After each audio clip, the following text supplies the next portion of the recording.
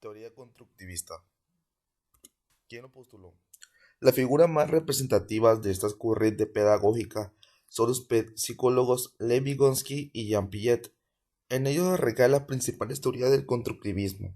Se puede destacar tres modelos, en donde entra la teoría evolutiva de Piaget, el enfoque sociocultural de Vygotsky, el aprendizaje significativo de Ausubel, que pues indirectamente tienen un enfoque constructivista, a pesar de que pues sus teorías están vinculadas a otro o un enfoque diferente, pero tienen pues similitudes en ese aspecto, en donde pues reflejan como al alumno, como la persona que crea sus propios aprendizajes y al maestro como alguien que nomás observa y guía y no es tan participativa como un maestro normal, sino con otro enfoque. Vygotsky afirma que el aprendizaje está condicionado por la sociedad en la que nacemos y nos desarrollamos, y Piaget plantea que el aprendizaje es evolutivo. Y la teoría se basa en que para que se produzca aprendizaje el conocimiento debe ser construido o reconstruido por el propio sujeto que aprenda a través de la acción. Esto significa que el aprendizaje no es aquello que simplemente se pueda transmitir. Ya lo había mencionado, se basa en que pues el propio sujeto tiene que construir y también tomar en cuenta conocimientos ya antes vistos y volver a retroalimentarlos. La idea central es que el aprendizaje humano se construye de que la mente de las personas elabora nuevos conocimientos a partir de la base de enseñanzas anteriores.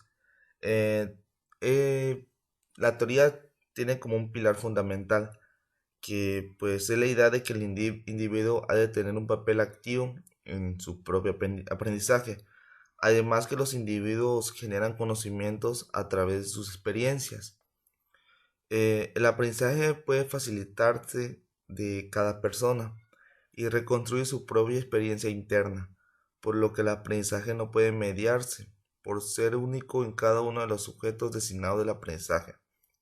Se puede realizar en base a unos contenidos, un método y unos objetivos que son los que marcarían el proceso de enseñanza.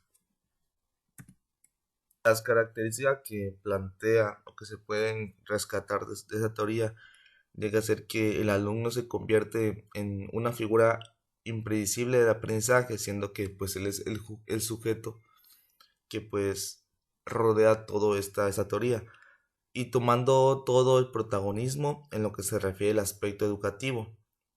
Igual se fomenta el hecho de dar a los estudiantes herramientas para que puedan aprender de forma más sencilla y además activamente durante el proceso. Ahí es donde entraría el papel del maestro, brindar herramientas para que los alumnos puedan desarrollar su propio aprendizaje. El profesor queda en un segundo plano, aunque sirve de guía al alumno, intenta dar prioridad a este durante el aprendizaje gracias a las herramientas que se le van a proporcionar y las puestas en práctica que hace con ellas. La teoría del constructivismo se basa en la experiencia de que tienen previamente para comprender y entender las situaciones o problemas que van surgiendo.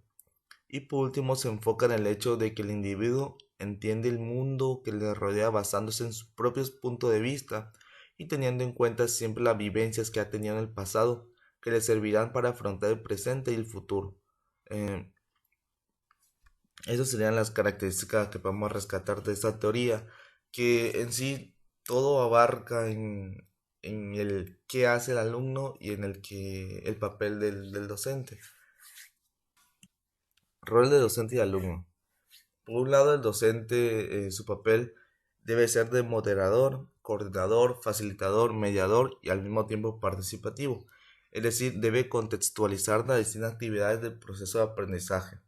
En la docencia se debe de basar en el uso y también pues en el manejo de una terminología cognitiva, tal como clasificar, analizar, predecir, crear, inferir, deducir, estimar, entre otros.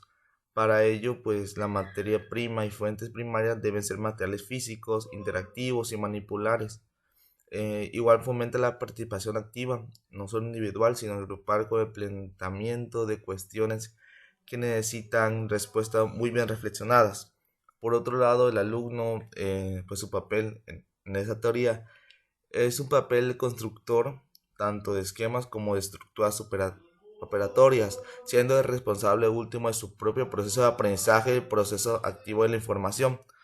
Él construye el conocimiento por sí mismo y nadie puede sustituirse de esta tarea, ya que debe relacionar la información nueva con los conocimientos previos para establecer relaciones entre elementos en base a la construcción de conocimientos, y es así cuando da verdaderamente un significado a la información que recibe. Un ejemplo que podemos plantear de acuerdo a esta teoría puede ser que dos personas tengan una visión distinta sobre una cosa y en base a sus propios mapas mentales que tienen y la experiencia vivida previamente llegan a tener un conocimiento distinto o igual. Igual pues creo que se puede también decir que un ejemplo podría ser de que pues el maestro llega y les pregunta a los propios alumnos, ya que tomando en cuenta una de las teorías de Vygotsky, de que puede ser, perdón, de Piaget, puede ser de que pues el alumno elija su forma de aprender, de aprendizaje, ya que cada uno tiene su propio forma de comprender, de analizar, y pues obviamente si el alumno se siente bien y en armonía con esa forma de aprendizaje, pues le da más entusiasmo, le entiende mejor qué es lo que se pretende hacer. Entonces, si le das esa libertad a los alumnos de elegir cómo quieren trabajar, si quieren recortar, si quieren pegar, si quieren escribir, si quieren hablar, reunirse, si hacer su tarea en el piso, en el mesabanco, es un pensamiento constructivista, ya que dejas al alumno ser por sí mismo el que crea sus conocimientos y a su forma. Siempre, obviamente, mediando como maestro, mediador, pues siempre guiando y también corrigiendo errores. Teoría del aprendizaje social, dado por Albert Bandura. Este fue un psicólogo canadiense-estadounidense de ascendencia ucraniana que revolucionó la psicología gracias a sus aportaciones, siendo una de las más destacadas la teoría del aprendizaje social. Bandura desarrolló sus investigaciones poniendo en tela de juicio aquellas asunciones de los conductistas que parecían. ¿En qué consiste la teoría del aprendizaje social? La teoría se basa en que hay tipos de aprendizaje donde el refuerzo directo no es el principal mecanismo de enseñanza, sino que el elemento social puede dar lugar al desarrollo de un nuevo aprendizaje. La teoría del aprendizaje social es útil para explicar cómo las personas pueden aprender cosas nuevas y con ello desarrollar nuevas conductas mediante la observación de otros individuos. Así pues, esta teoría se ocupa del proceso de aprendizaje por medio de observación entre las personas. Como ya pudimos escuchar, su premisa principal señala que la gente puede aprender haciendo relaciones, pero también aprende por medio de una observación, y esto ya sea viendo e imitando la conducta de otras personas. Experimento del muñeco bobo. Bandura realizó un experimento clásico para demostrar que las conductas, en este caso específico, agresivas, son aprendidas. Mostró el video a varios niños de la mujer golpeando e insultando al muñeco bobo, que este es un juguete inflable con arena en el fondo. Posteriormente los niños tuvieron la oportunidad de estar en la misma habitación que Bobo. Lo que ocurrió después fue que los niños imitaban la conducta de la mujer, golpeando e insultando al muñeco. Bandura concluyó dos principales cosas. La primera, que los niños jamás hubieran actuado de esa forma ante Bobo antes de ver el video. Y la segunda es que el poder de la imitación es el acto que puso en duda la veracidad del conductismo esquiveriano.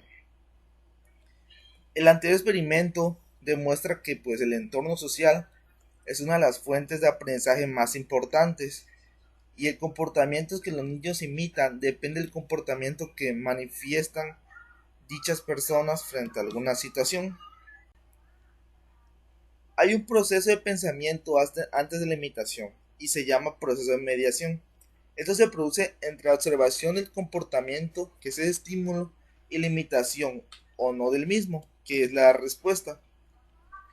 El proceso de mediación consta de cuatro partes. La atención, que es la medida en la que observamos el comportamiento de otros, la retención, que es la conducta recién aprendida, que es necesaria para que ésta se mantenga, la reproducción, esa es la capacidad de realizar la conducta del modelo que acaba de mostrar, y por 4, la motivación, que se trata de la voluntad de realizar. Según Bandura, existen varios motivos por los cuales queremos aprender algo. En este caso, ya sea recompensa o castigo, refuerzo castigo prometido, el refuerzo castigo vicario. El primer caso sucede cuando hemos realizado una conducta, recibimos algo bueno a cambio y volvemos a reproducirla, si existe la misma recompensa, como también lo viceversa. Si vemos que una acción no nos es recíproca o no nos da un resultado beneficiario, no lo volvemos a hacer. El refuerzo o castigo prometido, en este caso es expectativa de lo que se quiere conseguir. Son todos aquellos posibles beneficios futuros que nos motivan a querer aprender. Refuerzo o castigo vicario, lo que observamos que consiguió el modelo del que aprendimos. En el siguiente artículo pues veremos alguna definición. Como también vemos, por un lado, motivaciones positivas, también hay negativas, en este caso los castigos, y que se menciona también pueden existir y no se van a imitar, pero pues también forman parte de este proceso, que es castigo pasado, castigo prometido, ya sean amenazas, y castigo vicario. La teoría después de Bandura nos enseña que pues que el entorno en el que nos rodea va a potenciar o también va a delimitar el desarrollo de nuestras habilidades, y también dependerá de que podamos movilizarnos en diferentes entornos o también contextos a partir de tener más diversidad de aprendizaje y desarrollar diferentes habilidades dependiendo del entorno que nosotros seleccionamos. Nos menciona las características del modelo. Hay factores que determinan el aprendizaje modelado. Albert Bandura son los efectos que determinan el aprendizaje, que llegan a ser las características del modelo. Las personas que tienden a observar a personas de posición social más alta que las de más abajo. Es bien saber que pues las personas siempre quieren superarse y toman modelos, que en este caso son personas que pues están a un nivel alto, ya sea en este caso económico, y pues piensan como ellos y quieren ser como ellos. Otra característica es que el observador, esas son las que influyen en la probabilidad de que se produzca la imitación.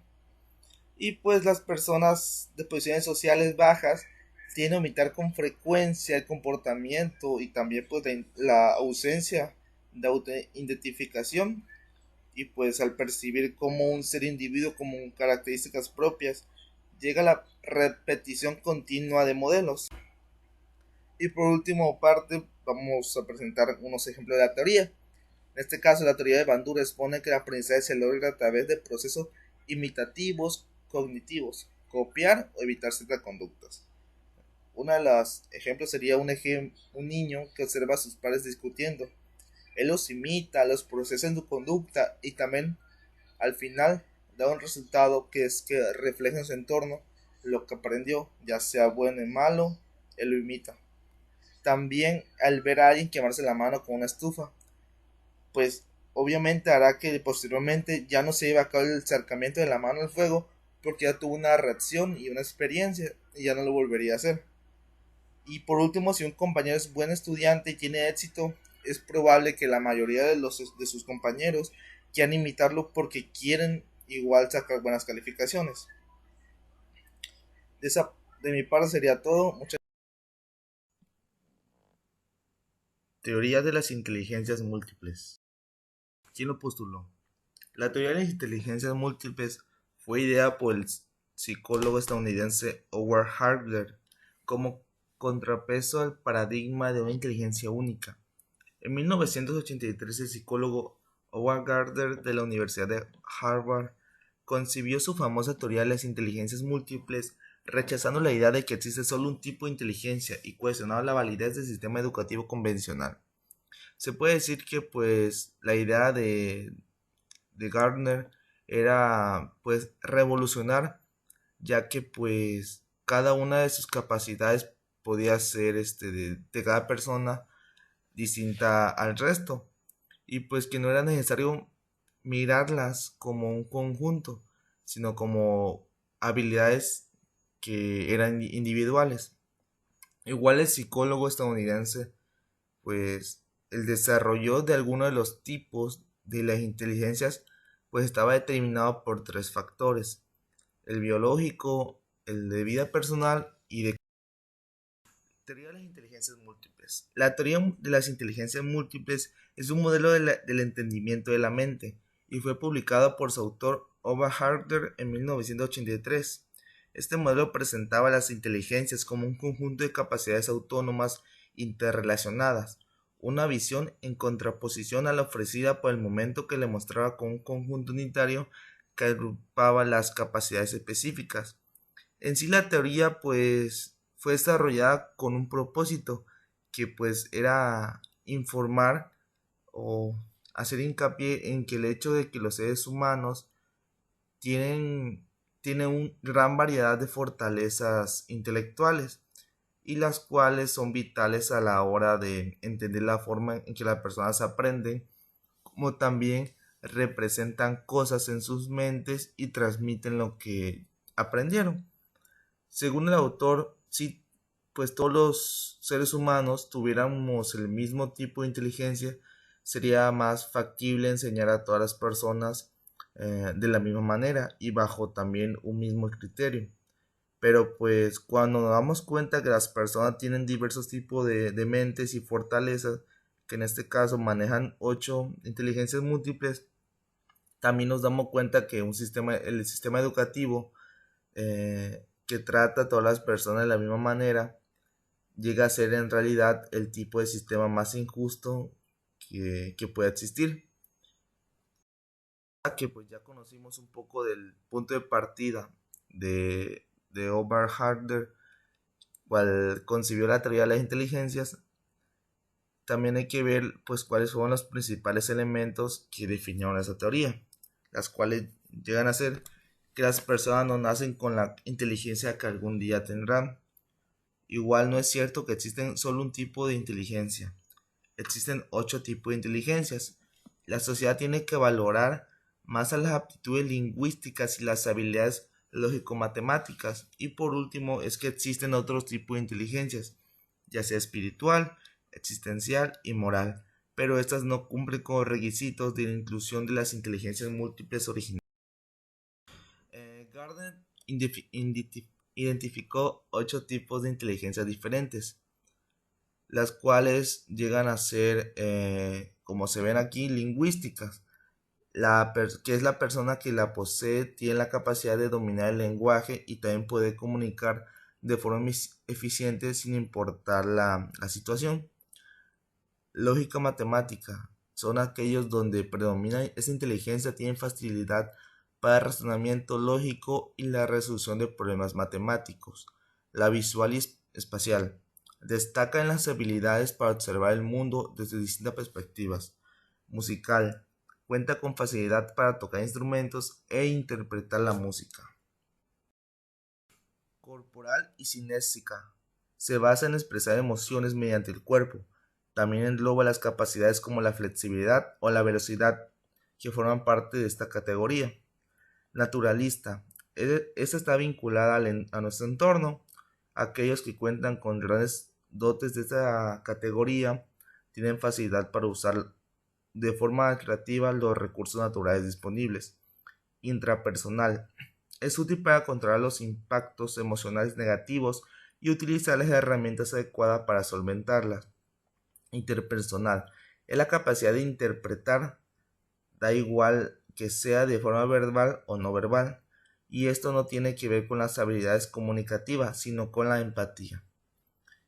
Llegando a una conclusión o un ejemplo más que nada, es que pues esta idea observa en que las personas, a pesar de obtener excelentes calificaciones académicas, presentan problemas importantes para relacionarse con otras personas o para manejar otras facetas de su vida. Es un ejemplo que pues, nos sirve para reflexionar, ya que hay cuestiones en donde quizás no se te facilite algunos entornos, algunos contextos, más sin embargo, hay contextos en los que te desenvuelves de una manera muy eficiente. a comparación de otros. Y básicamente eso es lo que quiere explicar esa teoría, de que existen muchas inteligencias de diferentes índoles. Teoría conductista. Esta teoría está basada o está propuesta por varios autores o varios científicos, psicólogos, entre otros. A lo largo de la exposición voy a mencionar a 4 de los más relevantes, como también algunos aportes y su punto de vista sobre el conductismo. Los autores más relevantes de la teoría llegan a ser Pavlov, Skinner, Turdijk y Watson.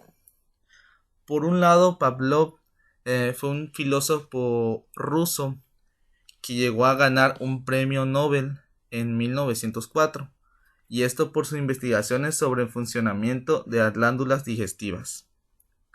Por otro lado, Skinner, él nació en un pequeño pueblo de Pensilvania en 1904.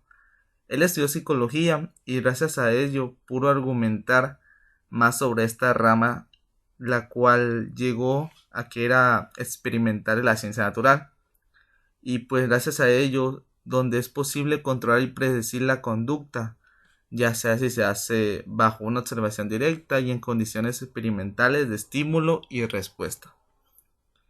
Edward, él fue un profesor de psicología durante más de 30 años en Teachers College en Columbia, y él sostenía que pues nadie se había ocupado de escribir, como él lo mencionaba, como la torpeza del animal en el hecho del razonamiento, ya que pues los animales no razonan y pues no avanzan en la resolución de problemas, esto mediante pues estallidos, que así lo determinaba él, sino que aprenden de una manera más mecánica y que partiendo de un método de ensayo y error. Bueno, este método, más que nada las conductas que se resaltan, llegan a ser fructíferas o también por todo lo contrario negativas, y que pues quedan grabadas, por así decirlo, en el sistema nervioso del sujeto. Por otro lado, Watson, él fue o propuso para la psicología un ambicioso programa de investigación y que hacía hincapié en la recolección de datos mediante experimentos bien diseñados, y él se le denominaba como el creador del conductismo. Se basa la teoría. El conductismo trabaja el aprendizaje a partir de las conductas observables y medidas. Las conductas se evalúan mediante las respuestas dadas a partir de un estímulo. Si el resultado no es el deseado, si se deben utilizar reforzamientos positivos y o negativos para modificar tales conductas del sujeto. Y también algo muy importante es que pues ya hablando en el ámbito escolar, se fija solamente pues en las respuestas, en los resultados, no tanto en el procedimiento o cómo fue que se llegó a ese procedimiento. Vamos a ir desglosando cada autor. Por un lado va Pavlov. Sus estudios fueron enfocados más que nada en animales. En este caso, el estudio con perros lo llevaron a interesarse por lo que pues, denominó secreciones psíquicas, o sea, las producidas por las glándulas salivales sin la estimulación directa de alimento en la boca.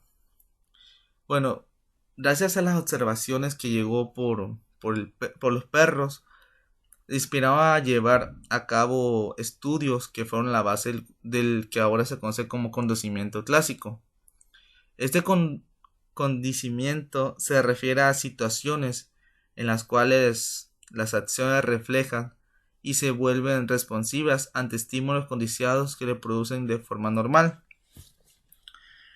El estudio que llevó a cabo Pavlov fue que pues se observó que pues cuando le daban comida el perro salivaba. Y pues y él agitaba una campana y pues no se veía ninguna respuesta. Mas sin embargo, cuando se sumaba la campana y la comida, el perro ya empezaba como a pensar y razonar cuando escuchaba la campana en la comida. Y así es como llegó al resultado de que pues por un estímulo llega pues a identificar un sonido o alguna acción. Y esto es gracias pues un estímulo.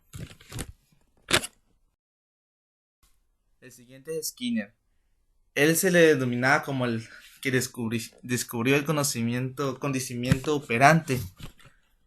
Estas son respuestas voluntarias y no son producidas de manera automática por algún estímulo, sino por reforzamiento positivo, en este caso a recompensas, o negativo, que son los castigos. Sin embargo, las respuestas que no son reforzadas no tienen probabilidad de ser repetidas.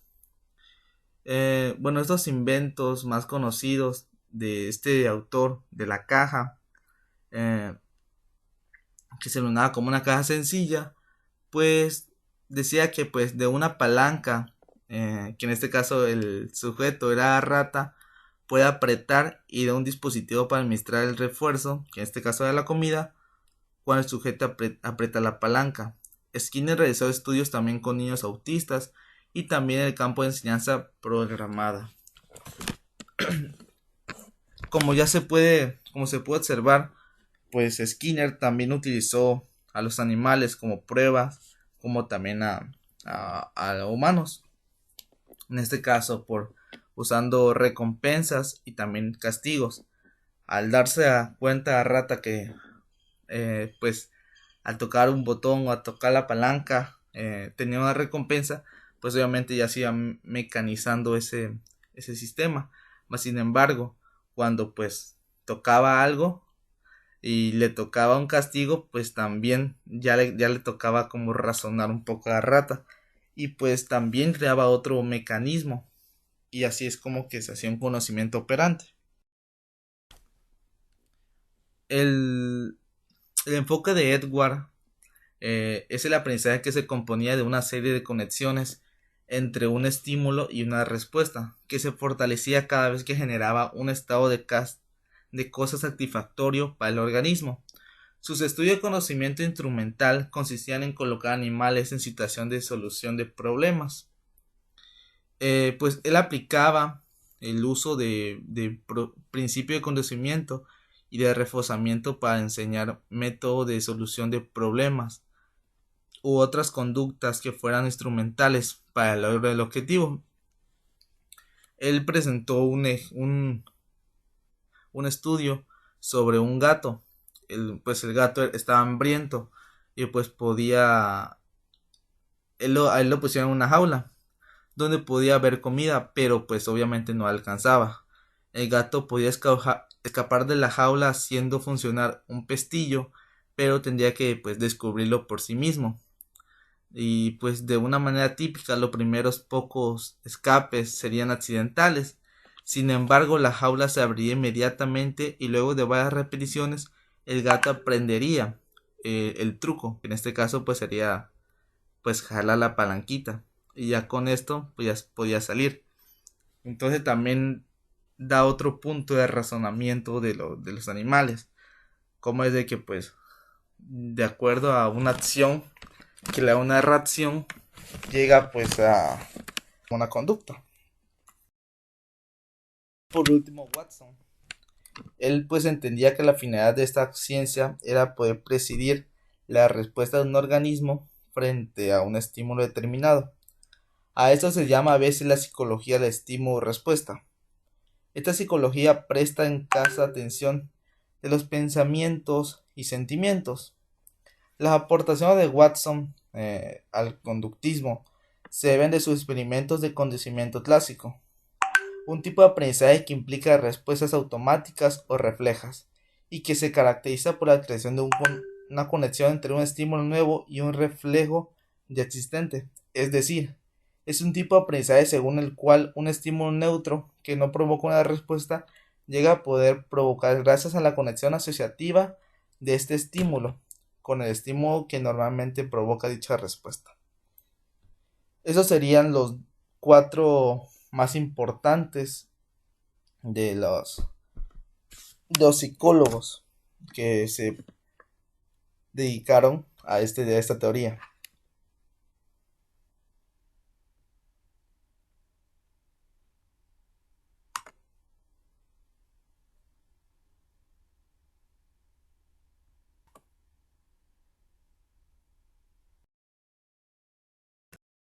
El autor Carl Ransom Roberts, el del 8 de enero de 1902 en Oak Park y Estados Unidos, el 4 de 1987 de San Diego, California.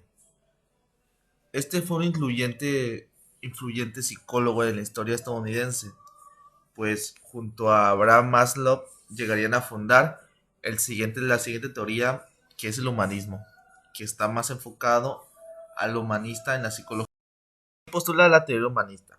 Esta teoría se refiere a la manera de pensar del ser humano, pero tomando en cuenta solo su propia idea y pensando solo en sí mismo. Se enfatiza en la teoría humanista, en la experiencia de libertad de elección y el significado individuo. Bueno, se ha visto que pues que la mayoría de estas teorías aplica desde la infancia hasta la edad, hasta la última pues edad. Y pues se nota en el comportamiento, tanto ya sea del hijo como en los papás.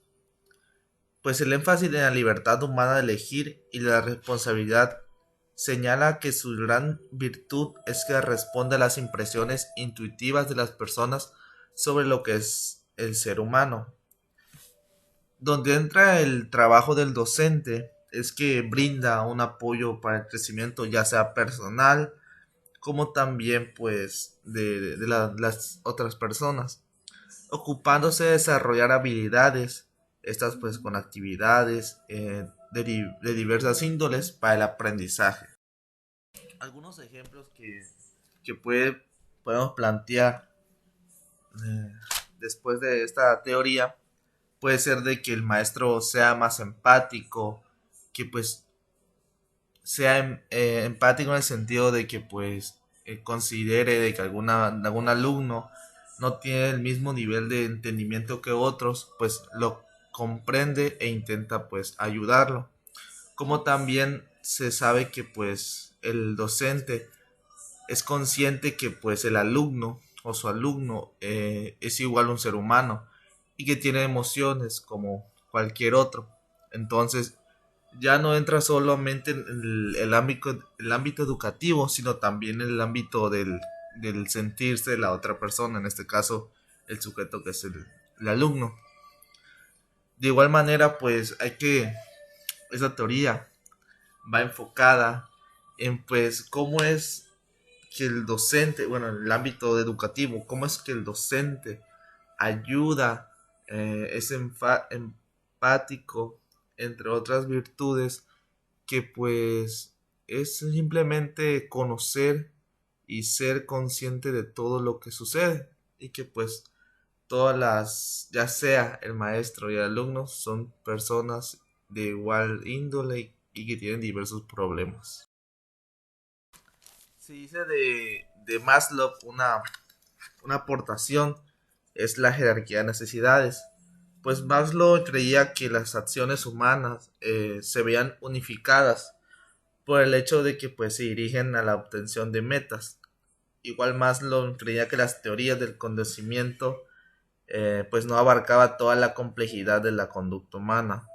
La mayor parte de la acción humana pues representa un esfuerzo para satisfacer necesidades, las cuales se presentan en niveles jerárquicos.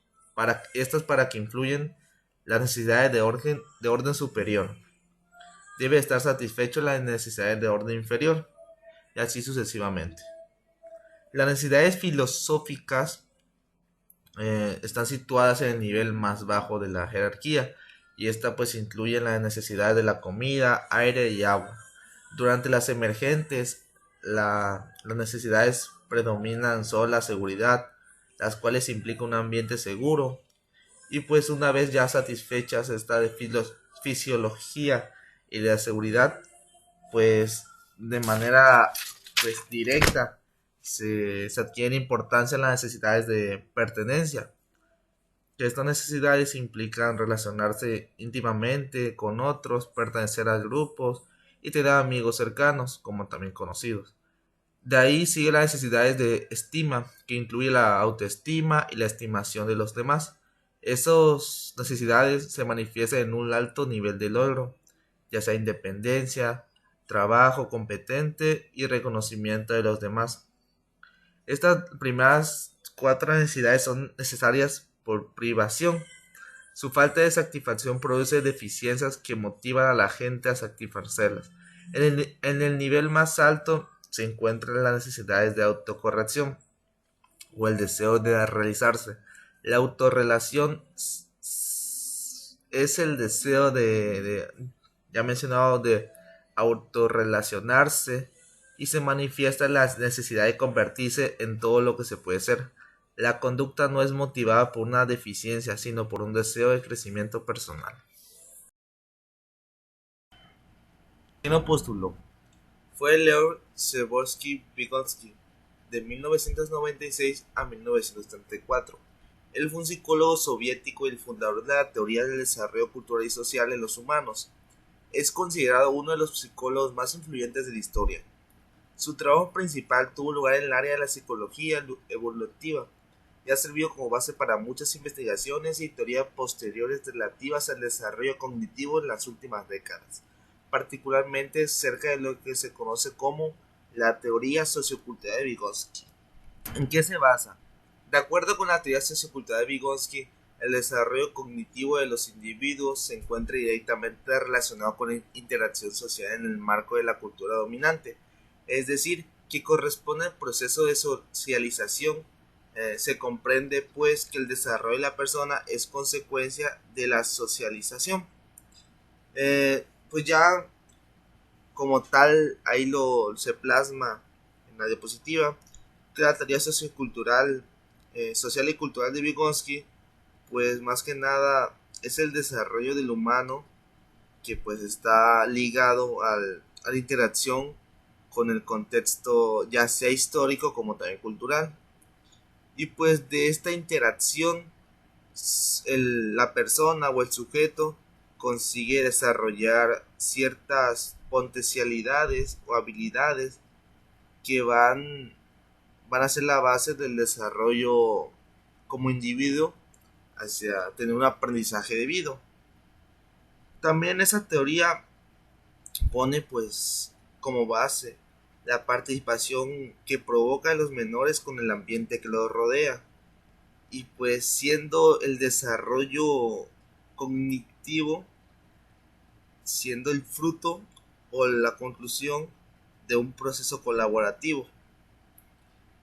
Bueno, aquellas actividades que se realizan de forma compartida, que permitan a los niños interactuarlas de pensamiento como también un comportamiento de la sociedad en la que los rodea, y también pues enfocándose a ello, enlazándose a la comunidad. Las características de esa teoría dice que forman parte del método genético comparativo y el método experimental evolutivo, y se distingue en cuatro ámbitos de análisis. El primero es filogenético, que es el relativo al origen de las funciones psicológicas humanas como especie. El histórico sociocultural es relativo al contexto de inserción del sujeto. El ontogenético es relativo a la evolución biológica y sociocultural. Y ya por último, microgenético, que es relativo a las características psicológicas particulares del individuo. Vygotsky presenta un punto importante, que en este caso es el zona de desarrollo próximo. La zona de desarrollo próximo, o SDP por su sigla, se refiere a aquellas funciones que aún no se han desarrollado o que están en un proceso de maduración. Como se puede observar en la imagen, siempre inicia como un nivel real de desarrollo, que pues es donde el niño es limitado a resolver problemas por sus propias fuerzas. Y ya entre medio existe la zona de desarrollo próximo, que se ve como un andamiaje, es como la forma en que se va construyendo ese conocimiento, que daría como resultado el nivel potencial de desarrollo, que es cuando el niño es autónomo para resolver el problema por sus propias fuerzas. En otras palabras, pues esta zona de desarrollo próximo se ve como la distancia que se registra sobre el nivel de desarrollo actual de un individuo, que sería el nivel real o desarrollo, y su nivel de desarrollo potencial. Y esto se ve reflejado ya sea en aquello que los niños no logran hacer algo por sí mismos, y esto tiene que ser hasta que adquieren independencia. Muchos ejemplos se pueden reflejar en torno a esta zona de desarrollo próximo, ya sea cualquier conocimiento pues previo como tal, y ya gracias a un andamiaje, a quizá un proceso de enseñanza, ya sea también como que quizá un compañero te ayude, el maestro, papás, y poco a poco se va creando gracias a una ayuda externa al nivel potencial de desarrollo, que ya es donde el alumno es autónomo para resolver ciertos problemas de diferentes índoles.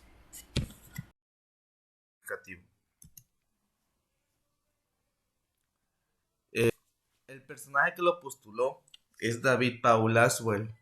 Fue un psicólogo y pedagogo nacido en el año 1918, que llegó a convertirse en uno de los más grandes referentes de la psicología constructivista. El citado que él dio fue: si tuviese que reducir toda la psicología educativa a un solo principio, anunciaría este: el factor más importante que influye en el aprendizaje es lo que el alumno ya sabe. Averigüe esto y enséñele consecuentemente. Él desde un principio pues puso mucho énfasis en elaborar la enseñanza a partir de los conocimientos que el alumno tiene.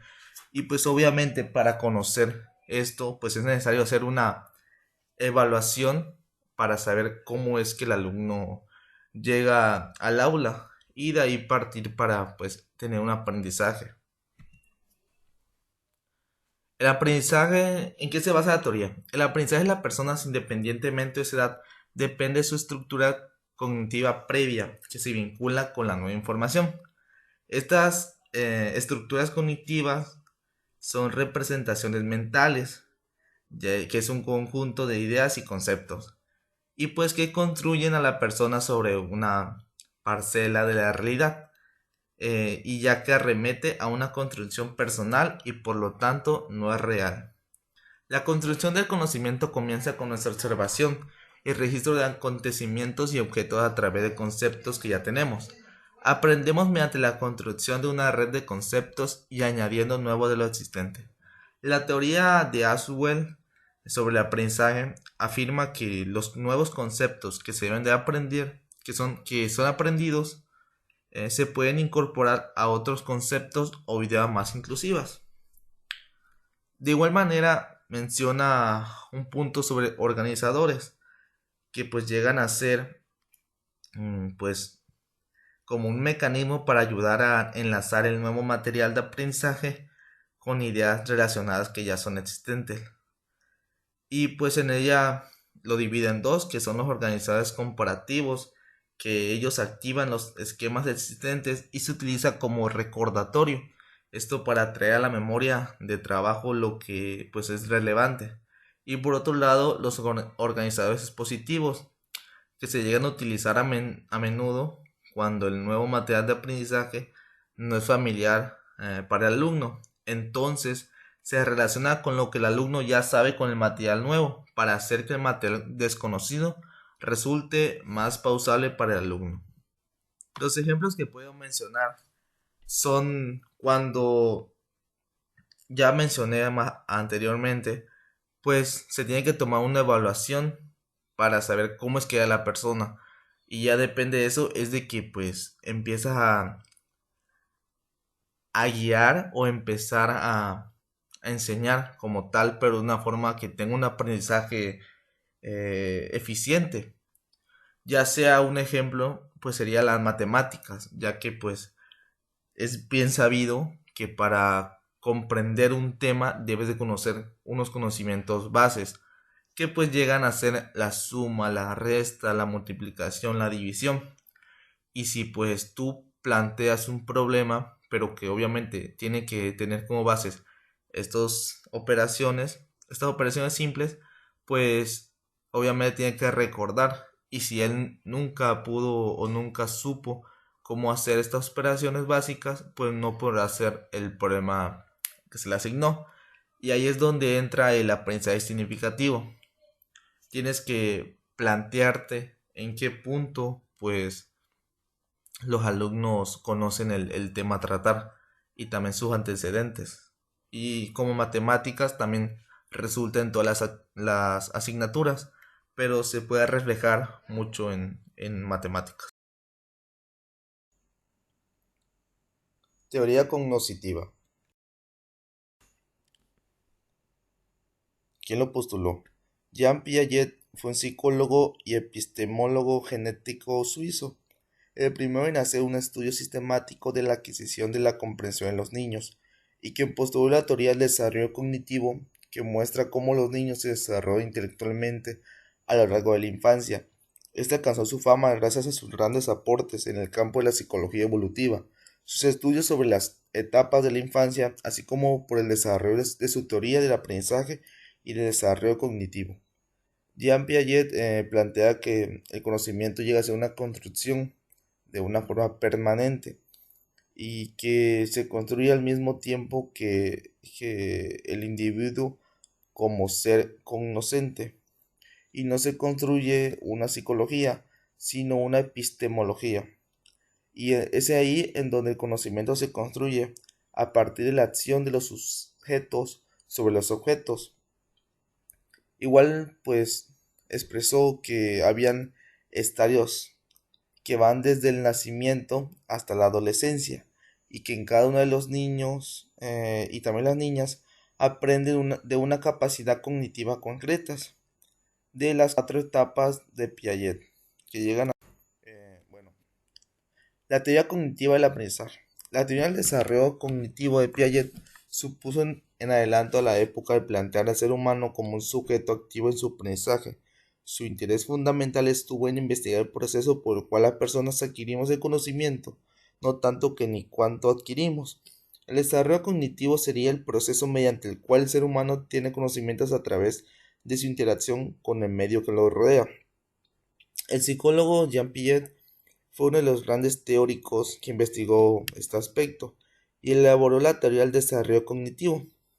Según la teoría cognitiva de Piaget, este desarrollo se da a lo largo de 4 etapas evolutivas que se van sucediendo en el ser humano desde su nacimiento hasta los principios básicos que rigen el desarrollo cognoscitivo.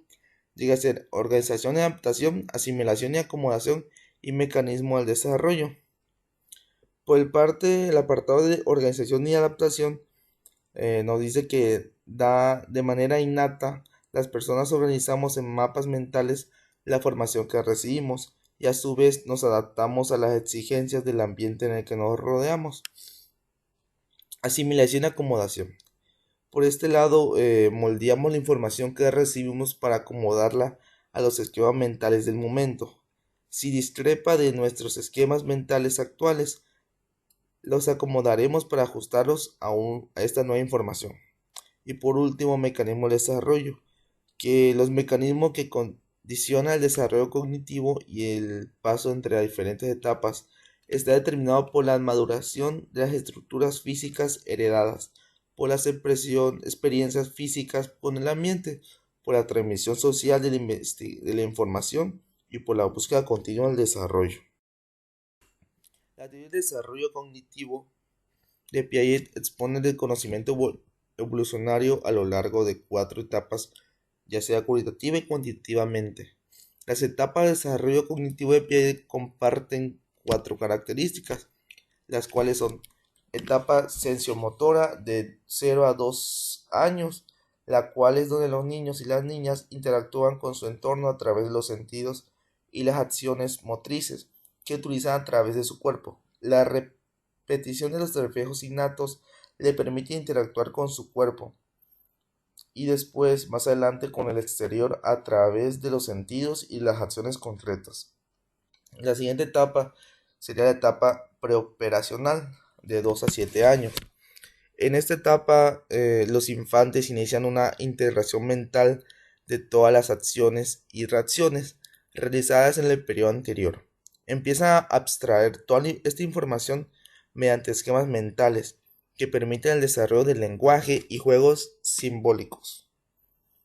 Y la consiguiente sería etapa de las operaciones concretas, las cuales en esta etapa, las operaciones concretas, los procesos de razonamiento se vuelven lógicos, se desarrollan los procesos cognitivos de seriación, clasificación de los conceptos y conservación.